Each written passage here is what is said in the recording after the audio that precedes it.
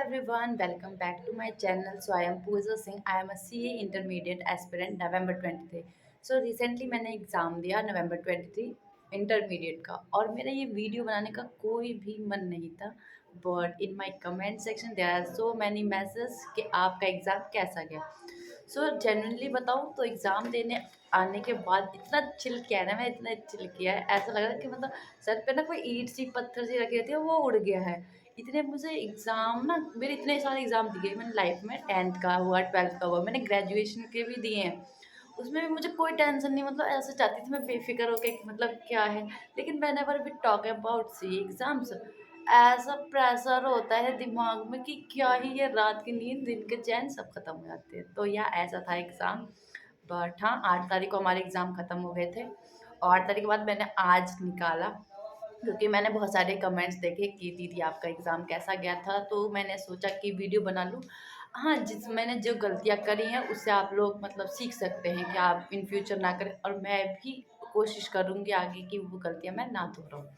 तो वो है टॉकिंग अबाउट अकाउंट्स का पेपर अच्छा है, मतलब बैड नहीं था, मतलब बुरा नहीं था, सही था, लेंदी था थोड़ा सा. और मुझे ना cash flow statement direct method से अच्छे से आता था. मैं प्रेशर ले रही थी इनडायरेक्ट मेथड का, क्योंकि मुझे आता नहीं था. और मैंने देखा था 10 मार्क्स का आ जाता है, कभी कोई 20 मार्क्स के भी आए हैं अगर उसके साथ आता है फाइनेंशियल स्टेटमेंट के साथ. तो मैं उसकी वजह से बहुत प्रेशराइज थी. और जो जो इजी चैप्टर्स थे वो तो आए नहीं थे. सबसे अच्छे डिपार्टमेंटल था, वो भी नहीं आया. इट्स ओके, प्रेफरेंस शेयर्स था, वो भी नहीं आया.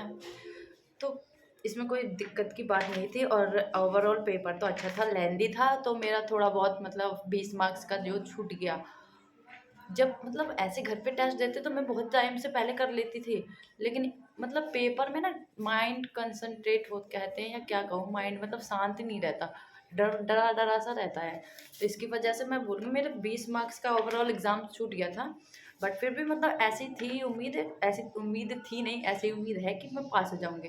अच्छा, मैं बात करना चाहूँगी कि इंश्योरेंस क्लेम के बारे में. इंश्योरेंस क्लेम में हमारे पास एक ही क्वेश्चन था, आई थिंक सो. हाँ, मॉड्यूल में मैंने देखा था, मेरे टॉपर से मैंने क्लासेस ली थी, तो उसमें मैंने देखा था एक क्वेश्चन था जिसमें सिर्फ लॉस ऑफ पॉलिसी स्टॉक का भी था और लॉस ऑफ प्रॉफिट का भी था. तो वही वाला क्वेश्चन इस बार आया था पेपर में, लेकिन थोड़े बहुत मतलब पॉइंट्स ऊपर नीचे एक दो थे, तो वो तो जेन्युइन है, सेम ही आया था.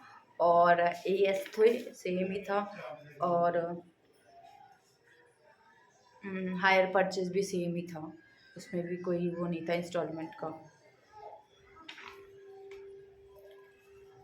ब्रांच अकाउंट में मैं बड़ी कंफ्यूज हो गई, क्योंकि मेथड इतने सारे थे ना, तो मुझे समझ में नहीं आता कि ये मतलब मेथड में क्या बनाना है. मतलब आते हुए भी मतलब जब क्वेश्चंस पेपर देखा ना, जब मुझे याद नहीं आया कि मतलब इसमें कौन सा बनाएंगे, तो आई थिंक मैंने गलत कर दिया है. मैंने ब्रांच अकाउंट ही बनाया है, लेकिन आई थिंक मैंने ब्रांच मेथड मेथड दूसरा बना दिया है. मुझे ऐसा जितना मतलब जब मैंने पेपर दिया था ना, उसके बाद मतलब आई थी मैं, थोड़ा प्रैक्टिस करके मैंने लॉ काफ़ी मैं सो गई.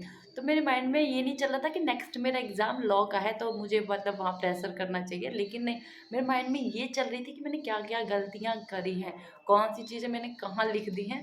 तो ये सारी चीज़ें मेरे दिमाग में आ रही थी. 20 मार्क्स का एक क्वेश्चन आया था जिसमें फाइनल अकाउंट से था, वो मेरा आधा हुआ था जब तक टीचर आके ले गए. और क्या था, और प्री एंड पोस्ट का आया था. वो मैंने ना क्वेश्चन पूरा पढ़ा, लेकिन एक पॉइंट छूट गया, उसमें नीचे पॉइंट लिखा होता उसमें मैंने छूट गया, वो उसमें ऐड है, तो उसकी वजह से मेरा थोड़ा सा एक गलत गया, तो मैंने वहाँ काट के फिर से मुझे दोबारा से लिखना पड़ा. और मैं क्या बोलूँगी इसमें. और ओवरऑल पेपर तो बढ़िया था, बहुत अच्छा बनाया है ऐसे ने, मतलब ये नहीं बोलूँगी कि बुरा बनाया. तो इसमें मेरे को मैं पूरी गारंटी दे सकती हूँ कि मैं पास हूँ. ओवरऑल अगर मेरा सी इंटरमीडिएट निकला या नहीं निकला ये तो मैं नहीं बता सकती हूँ, क्योंकि मेरे कुछ एग्ज़ाम्स थे जो बहुत ही वर्स्ट गए. मेरे को भी मतलब बोल नहीं सकती घर वालों को, क्योंकि बहुत चिल्लाएंगे, बहुत डांटेंगे. तो या ओवरऑल अच्छा था, अकाउंट्स पास हूँ मैं. Talking about law. लोग का ना, मैंने ना इतने बड़े बड़े क्वेश्चन ऐसे देखती हूँ ना, मैं ऐसा लगता है कि ये क्या है यार, इतने तो मतलब बीकॉम में मेरे आंसर लिखने होते हैं, जितने पेज का इसमें क्वेश्चन पूछा था ना, क्वेश्चन पूछ के अब समझ में नहीं आता आंसर कहाँ से लिखना स्टार्ट करूँ। ऐसे मेरे साथ इनकम टैक्स में भी हुआ, इतने बड़े बड़े क्वेश्चंस दिए थे। और ओवरऑल ठीक था, एमसीक्यू थोड़े से गोबर से आए थे, समझ में नहीं आता कहाँ से यहाँ स्टार्ट करूँ एमसीक्यू भी। तो ओवरऑल अच्छा था, मतलब नॉट सो गुड, समझ में नहीं आ रहा था कि क्या क्या लिखूँ, थोड़ा बहुत मतलब छूट भी गया था। ऐसा कभी पेपर नहीं जाता मेरा सीए का जिसमें मैं छोड़ के ना आऊँ, या ऐसा कभी कभी लगता है आते हुए भी छोड़ आई मैं। तो टॉकिंग अबाउट इसके बारे में शिफ्ट अच्छा था, मतलब ना बोलूँ मैं, मार्क्स में नहीं बोल सकती यार। टॉकिंग अबाउट सबसे वर्स्ट और गंदा और सबसे बैडी पेपर मेरा, कॉस्टिंग। जब मैंने इस पेपर को देखा ना, शुरू का मैंने क्वेश्चन देखा ईओक्यू का, मैंने कहा वाह इजी।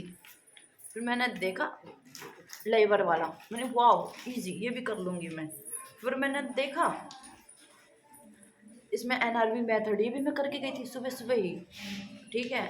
उसके बाद ये मैंने कॉस्ट सीट ये भी किए थे मैंने सब। जब मैंने ना पेपर मिलते ना 15 मिनट आपके पास टाइम होता है पढ़ने के लिए, तो वो मैंने देखा। तो मैं ना ओवरव्यू करती हूँ पहले कि मतलब ऐसे ऐसे ये इसे मतलब इस टॉपिक से आया, तो मैंने वो ओवरव्यू किया, तो मैंने ऐसे पढ़ा, मुझे सब आता है। फिर मैं ना अदर बच्चों को देखती थी, मैं कह रही यार ये क्या ही मतलब सॉल्व कर रहे हैं, क्या देख रहे हैं, इतना इजी तो पेपर है, कोई भी कर लेगा यार, क्या टाइम वेस्ट कर रहे हैं। और जब बात आई ना एक्चुअली में, मतलब हम आप खुद डम्ब होते हैं, दूसरों को डम्ब समझते हैं, तो ऐसा मेरे साथ हुआ।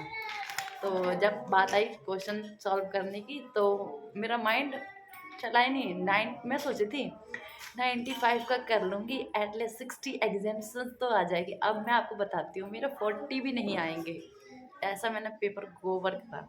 माइंड नहीं चल रहा था, एक ईओ क्यू वाला और एक मेरा लेबर में मैंने 1 आवर 35 मिनट्स लगाए। फिर मेरा माइंड स्टक हुआ, मैंने कि बेबूजा पेपर पूरा छूट जाएगा, इससे अच्छा है आगे जो आपको टॉपिक्स आते हैं वो करें। फिर जो होता है ना, जब आपके पास समय कम होता है, आपका माइंड, आपका ब्रेन, आपका हाथ, आपका शरीर, बॉडी सब साथ छोड़ देती है, तो वैसा हो गया। फिर मैं कांपने लगी, डरने लगी, मेरे क्या हो रहा है, खुद को समझ में नहीं आता कि मेरे साथ क्या हो रहा है।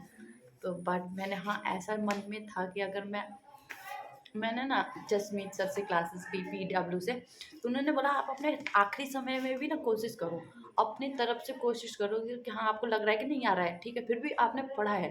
मैंने जसमीत सर से भी क्लासेस दी थी अभी कॉस्टिंग की, तो मैं उन्होंने ये बात बोली थी, तो मैंने ना अपने आप को कूल कर रखा। सबसे मेन चीज़ ना एग्ज़ाम टाइम पे अपने आप को कूल रखो। जब कुछ क्वेश्चंस नहीं आते ना, हम कूल नहीं रहते, कूल के बेकाबू हो जाते हैं, ऐसा सब। तो बस मैं क्या ही बोलूँ, पेपर ओवरऑल बहुत ही गंदा था, बहुत ही गंदा। अगर मैं पास हो गई ना इसमें, तो भगवान की दुआ है मेरे लिए। तो टॉकिंग अबाउट इनकम टैक्स, इसके लिए तो आपके पहले तो बहुत सारे पत्तल मिलेंगे। एक आपको पत्तल मिलेगा ये इनकम टैक्स में, इनकम टैक्स का, एक जीएसटी का, फिर आपको एमसीक्यू का मिलेगा, फिर आपको 2 कॉपी मिलेंगे, तो 5 तो आपको चीज़ें मिलेंगी ऐसे आपके बेंच पे बिखरे हुए। तो इतनी सारी चीज़ें मिली, मैंने कहा ये भी करना है, अरे ये भी करना है, अरे ये भी, मैं कह रही 3 घंटे में इतने सारा, ऐसा रिएक्शन था मेरा। क्योंकि ना आप जब घर पे बैठ के दो ना यार, और ये एमसीक्यू वगैरह एक साथ नहीं दिए मैंने, और मैंने जीएसटी का भी एक साथ टेस्ट नहीं दिया, जीएसटी का, इनकम टैक्स का, ये मैंने दिए अलग अलग। और मैंने जब इतने सारे एक साथ देखे ना, ये तो थोड़ा थोड़ा मुझे लग रहा है कि कम हो गया, ये मेरा चला गया था, मुझे ऐसा लग रहा था। तो ऐसा था ओवरऑल एग्ज़ाम। बट हाँ बोलूँगी सही था यार, प्रोबेबिलिटी है 40 तो दे ही देंगे। तो अब मैं क्या बताऊँ आपको, मेरे चारों एग्ज़ाम मैंने आपको बता दिए। ओवरऑल सिर्फ अकाउंट्स का थोड़ा बहुत मेरे अकॉर्डिंग ठीक गया है, अदरवाइज सब बेकार गया है मेरा। और क्या आप लोगों को बताऊँ मैं, आप लोगों ने देख लिया कि मेरा एग्ज़ाम कैसा गया था। अब मैं सोच रही हूँ कि मैं क्या ही तैयारी करूँ, मेरे दोस्त भी सब पूछ रहे हैं चल एग्ज़ाम कैसा जैसा भी गया तेरा आगे का प्रिपरेशन करना है कि नहीं करना, क्या करेगी तू। तो मैं ना अभी खुद ही मतलब कन्फ्यूज़्ड हूँ। मतलब मेरे को प्रोबेबिलिटी है 50%, अगर मैं फेल हुई ना, तो मैं फेल होंगी अगर कॉस्ट और इनकम टैक्स की वजह से। लॉ में भी मुझे मतलब है, एग्रीगेट से भी फेल हो सकती हूँ मैं, ये नहीं बोल रही फेल नहीं, मैं पॉजिटिव हूँ, बट मैं अपनी आप किसी से भी झूठ बोल सकते हैं, किसी से भी। तो झूठ नहीं अभी मतलब खुद से झूठ ही बोल सकते हैं आप, तो मैं वो चीज़ें बता रही हूँ आपको। और अभी मैं सोच रही हूँ कि मैं अभी कोई भी मतलब क्लास नहीं करूँ, अभी तो मैं अपना कॉलेज की प्रिपरेशन करूँगी, उसके बाद मैं देखूँगी कि मुझे क्या करना है। तो अभी मैं 10-15 डेज़ कोई भी मतलब स्टडी नहीं करूँगी अपने सीए से रिलेटेड। और नई जो पॉलिसी है, अगर मेरा रिजल्ट अप्स डाउन आया तो मैं ग्रुप 1 का ही प्रिपरेशन करूँगी for my 24। So this is my review about my exam, so hope you like it. अगर any doubt related to this question paper you can ask. वैसे तो मुझे कुछ इसमें पता नहीं है, फिर भी मैं ट्राई करूँगी। So thank you for watching this video.